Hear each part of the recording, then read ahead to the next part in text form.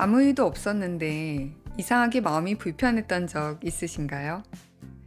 큰 문제도 없었고 누구에게 들킨 것도 아닌데 계속 그 생각이 마음에 남아있는 순간. 왜 안 괜찮았을까요? 오늘 이야기할 책은 도스토예프스키의 소설 죄와 벌입니다.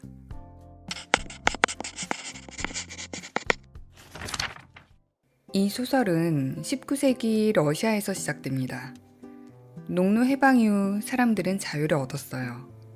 그런데 이상하게도 자유가 생겼다고 해서 삶이 곧바로 나아지진 않았죠. 가난은 더 선명해지고 불안은 더 커졌고 사람들은 점점 혼자가 되어갔습니다. 예전처럼 누가 답을 정해주는 시대는 끝났는데 정작 어떻게 살아야 하는지는 아무도 알려주지 않았죠. 무엇이 옳은지, 어디까지 허용되는지 이제는 각자가 스스로 판단해야 했어요. 그리고 그 한가운데 이 소설의 주인공 라스콜리코프가 있었습니다.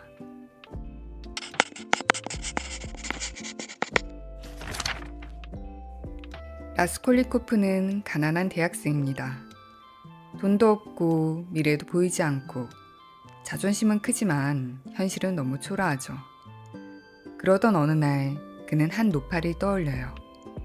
탐욕스럽고 사람들을 괴롭게 하고 살아있어도 누구에게도 도움이 되지는 않는 사람.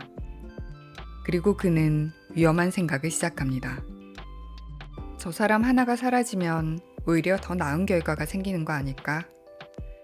처음엔 그럴듯한 논리처럼 보입니다. 하지만 사실 그 생각 밑바닥에는 조금 다른 질문이 숨어 있었어요. 나는 어디까지 갈 수 있는 사람일까? 나는 평범한 인간이 아니라 선을 넘어도 되는 예외가 아닐까? 라스콜리코프는 누군가를 죽이기 전에 먼저 자기 자신을 시험하고 있었는지도 모릅니다. 그리고 결국 그는 행동해요. 정말로 노파를 죽입니다.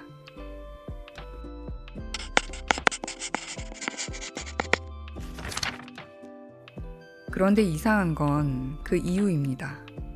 라스콜리코프는 바로 붙잡히지 않아요. 누가 본 것도 아니고 명백한 증거가 드러난 것도 아닙니다. 겉으로만 보면 아무 일도 일어나지 않은 것처럼 보였죠. 그런데 그는 점점 무너졌어요. 이유 없이 불안해지고 작은 소리에도 예민해지고 사람을 피하고 몸져 눕기까지 합니다. 그는 계속 자신을 설득해보려 해요. 내가 틀린 건 아니야. 이건 필요했던 선택이었어. 나는 악한 사람이 아니야. 하지만 그 말은 오래 버티지 못합니다. 왜냐하면 그가 견디지 못했던 건 경찰의 추적도 세상의 비난도 아니라 자기 자신이었기 때문이에요.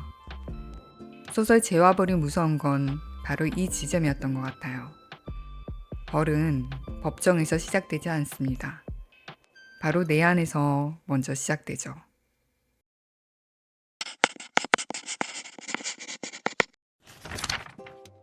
그렇게 흔들리던 어느 날 라스콜리코프는 마르멜라도프를 만나게 됩니다.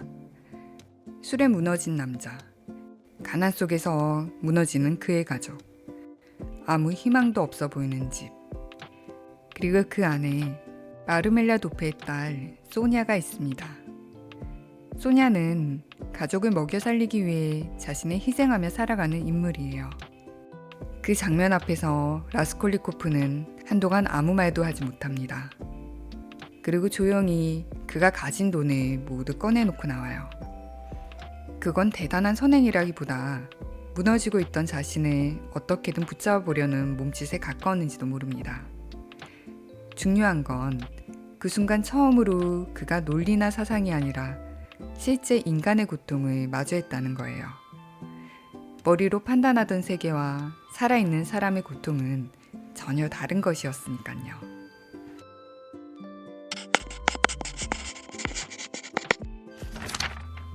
그 뒤로 라스콜리코프는 소냐에게 자꾸 끌립니다.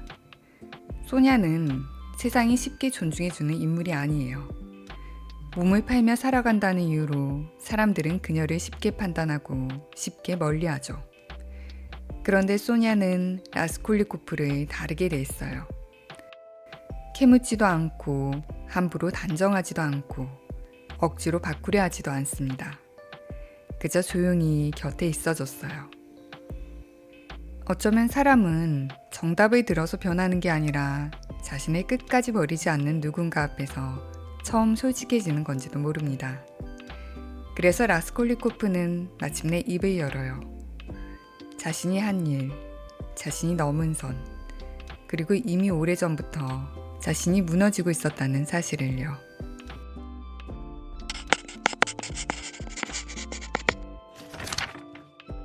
결국 라스콜리코프는 자수합니다.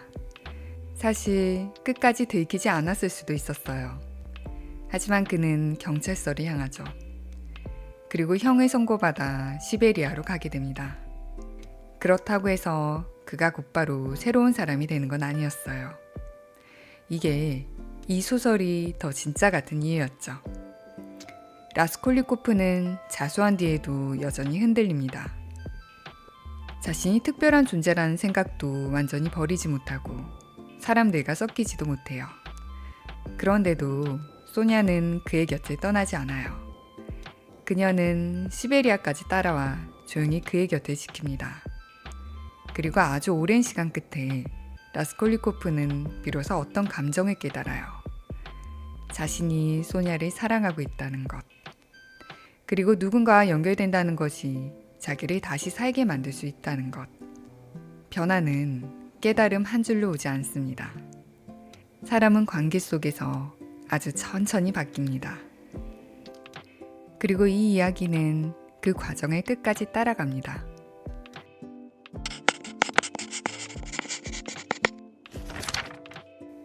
이 이야기를 쓴 사람 표도르 도스토옙스키는 어쩌면 이 과정을 누구보다 잘 알고 있었던 사람이에요. 그는 한때 사형 선고를 받았고 총살 직전까지 갔다가 마지막 순간에 살아남았습니다. 자기 앞에 총이 겨누어졌던 바로 그 순간에요. 그리고 그 이후 시베리아 유용을 겪으며 인간이 무너지는 순간과 그 안에서 버티는 마음을 직접 겪게 됩니다. 그때 그는 너무 힘들어서 뇌전증이라는 병까지 앓게 되죠. 그래서일까요? 이 소설은 누군가를 관찰해서 쓴 이야기라기보다 한번 끝까지 무너져 본 사람이 그 이후의 인간을 다시 바라보며 쓴 이야기처럼 느껴져요. 그래서 우리는 이 이야기를 읽고 나면 한 가지 질문 앞에 서게 됩니다.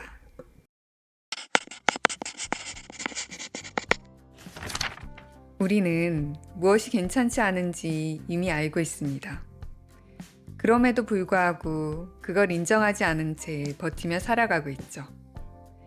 양심은 우리를 무너뜨리지만 그 자리에서 움직이게 하지는 못합니다.